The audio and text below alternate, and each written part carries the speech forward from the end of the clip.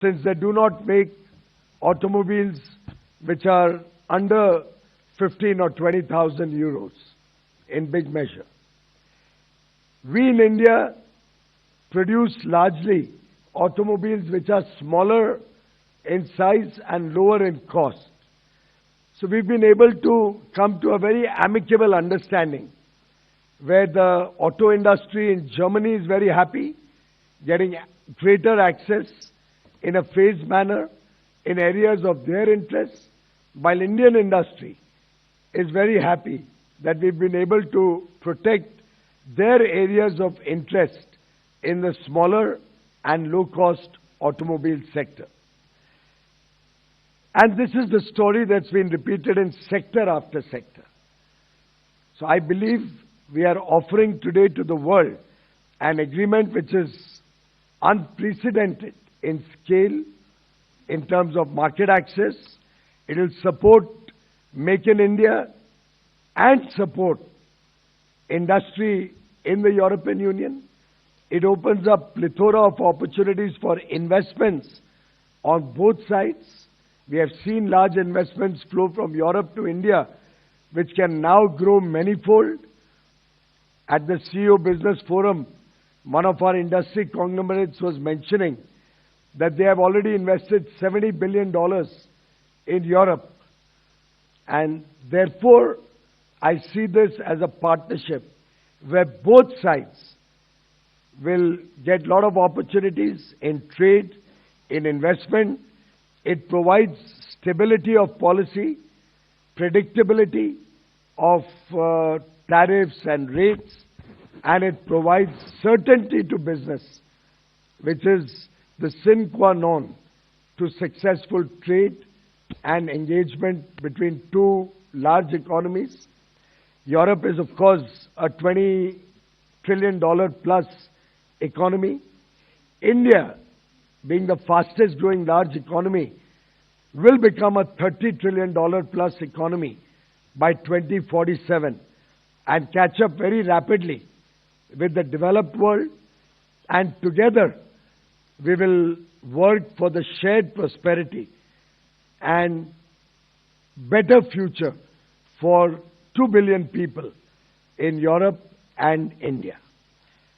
Thank you very much, friends, and I look forward to a very successful journey through trade, through investments, through all the various areas articulated by Foreign Secretary, be it mobility, be it our strategic and defense partnership, be it our innovation partnership, be it our partnership on scientific discovery, research and development, being our partnership to further our interests in multilateral organizations where we work together for the good of humanity.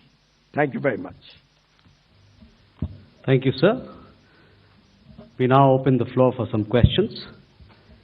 Please raise your number or your hand and then I'll identify you. Can we go there? 183.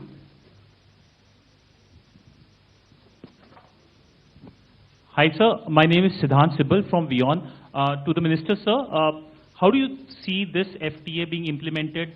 Any timeline, because it has to go through a legal scrubbing through the Parliament as well? And do you think that the signing of the FTA, whenever it happens, will give impetus to other FTAs, including the US FTA? To the Foreign Secretary, sir, it is on the IMEC, how much the conversation was? And to the Commerce Secretary, sir, my question is, was CBAM part of it, or is it excluded? Well, I think every agreement stands on its own legs, and this is a wonderful agreement. It will be taken up for legal scrubbing on a fast-track basis, as we discussed today, and translated into 24 languages simultaneously. We do hope that we should be able to celebrate the entry into force of this agreement within calendar 2026 itself. I think on connectivity, on IMEC you mentioned, as you know, connectivity is a very important thread in the agenda between India and the EU.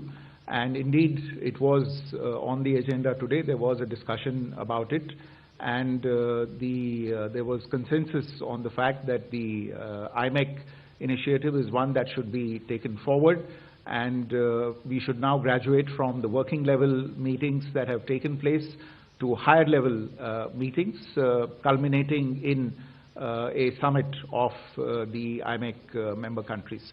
So between Europe and India, we are united on this, and we will take this forward with the other collaborators within IMEC. Can we have a question there? So my question on CBAM. Thanks. On CBAM, as you are aware, CBAM is a horizontal regulation which is applicable to all partner countries across the globe. Under FTA also, there are certain provisions that we have agreed under CBAM. One, a technical dialogue has been agreed to be set up, which will address the pathway for our industries to access the market in spite of the CBAM regulation being there. We'll be working together to see that the verifiers for CBAM in India are also accredited by the EU agencies so that our industry are able to access them. We will also be working together to see and understand the technical processes through which this carbon CBAM measurement will be done in both the economies. And three, we also will provide, this group will also provide that in whatever Indian carbon trading system comes into future, that will be also accounted for and plugged into their CBAM regulation to see that the industry, which is part of the trading ecosystem, carbon trading pricing ecosystem in India, is accounted for. Their payments here or their carbon costs here are accounted for as part of the CBAM. Further, to our larger comfort, they have given this commitment that in case they are able to bring in any flexibility under CBAM for any partner country across the world, that will automatically flow out to India also. So we do have a forward MFN commitment under that. Thank you. We'll go for a question there. 24, please. Thank you very much, Maria Tadeo for Euronews. Minister, you have signed this deal now, and both sides agree, which is rare these days, that this is a win-win situation for both. I was wondering, however, India and the European Union share the fact that both countries were really hit by tariffs, both the European Union and now India to 50% from the Trump administration. So I wonder how much of a unifier beyond a win-win was the U.S. president? I don't think we even discussed this at any point of time. Okay, 127 here.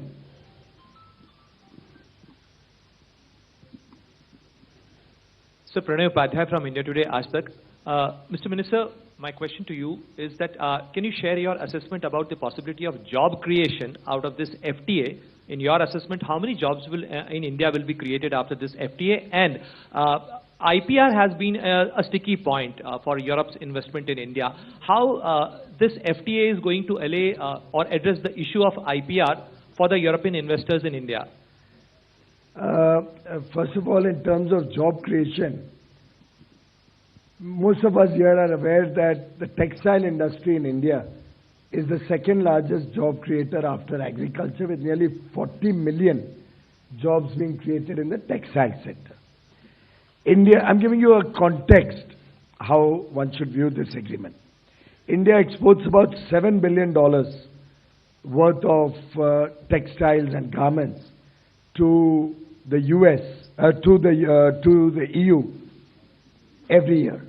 And the duty rates are between anywhere up to 12% on the goods that we export to EU. Now, earlier in the day, you used to always ask us, the press used to always ask us, that why is Bangladesh able to export $30 billion worth of textiles and India is such a small player? Because Bangladesh, being a least developed country, LDC, had zero duty access. And they were able to capture $30 billion out of the $250 billion market of European Union in textiles alone.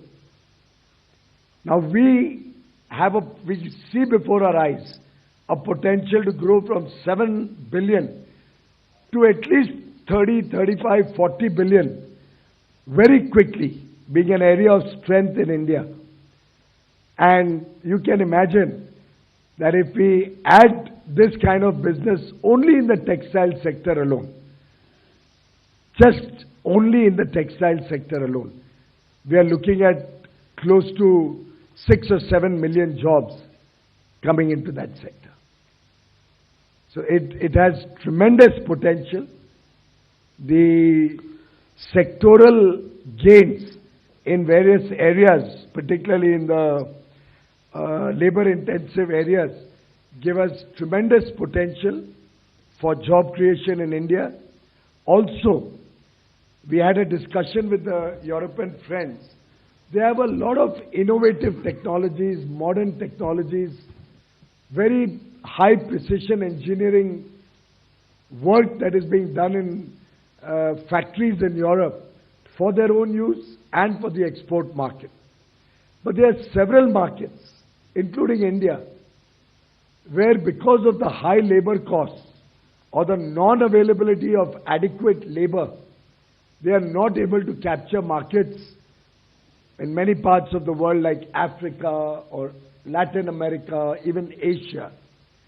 A joint partnership between Europe and India to co-produce, co-manufacture and leverage the technologies of Europe and the skill and talent of India working together as partners will help European companies scale up, enjoy the fruits of economies of scale, enjoy the complementarity of our two economies, and create large number of jobs both in European Union and in India.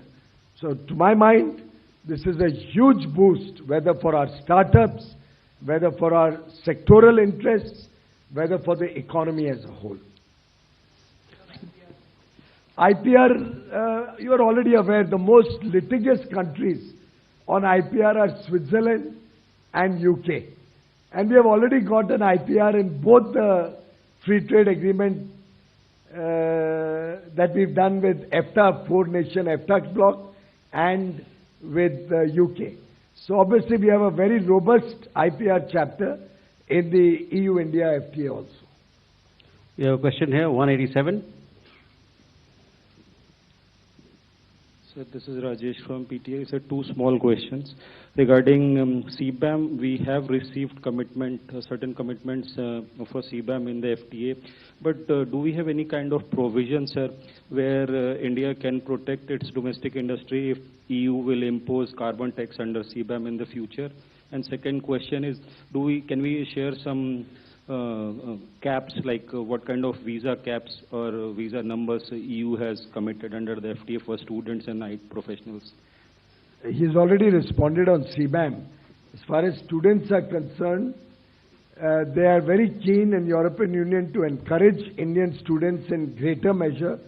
We have 121,000 students, 121,000 students from India already studying in EU. And there's no cap on the number of students.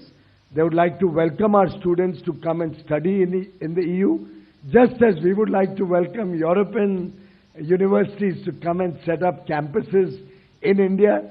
And I would love to see in the future, as we have discussed, joint degrees and our European young men and women coming and working in India so that they get a flavor of the growth engine that India is, and become a part of the growth journey that India and Europe will share together.